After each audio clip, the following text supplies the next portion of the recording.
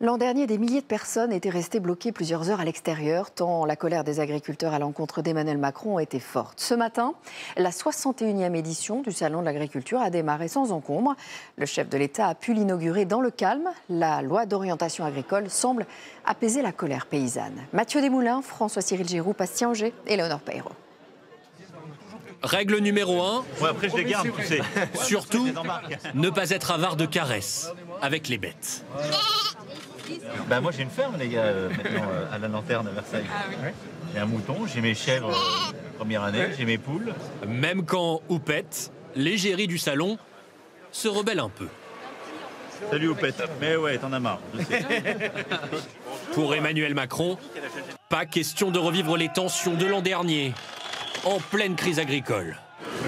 Cette fois-ci, inauguration sans cri ni sifflet. Et voilà.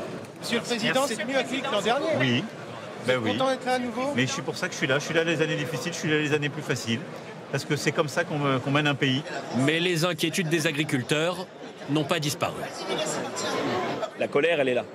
Quand vous n'avez pas de revenus, forcément, vous êtes en colère. Je ne voudrais pas grand-chose encore, que la colère reviendrait. Les revenus sont encore vraiment faibles, même très faibles dans des endroits. Le pouvoir d'achat, l'avenir du métier, mais surtout le Mercosur, accord de libre-échange entre l'Union européenne et l'Amérique du Sud. Si on a des volumes de viande qui arrivent par le Brésil, l'Argentine ou les autres pays du Mercosur, on peut détruire toute notre économie. Ça va déstabiliser le marché totalement. On est totalement d'accord avec vous. Emmanuel Macron promet de se mobiliser pour le bloquer en l'état. C'est un mauvais texte tel qu'il a été signé. Et donc on fera tout pour qu'il ne suive pas son chemin, pour protéger cette souveraineté alimentaire française et européenne. Emmanuel Macron prévoit de déambuler, au moins jusqu'à la fermeture du salon ce soir.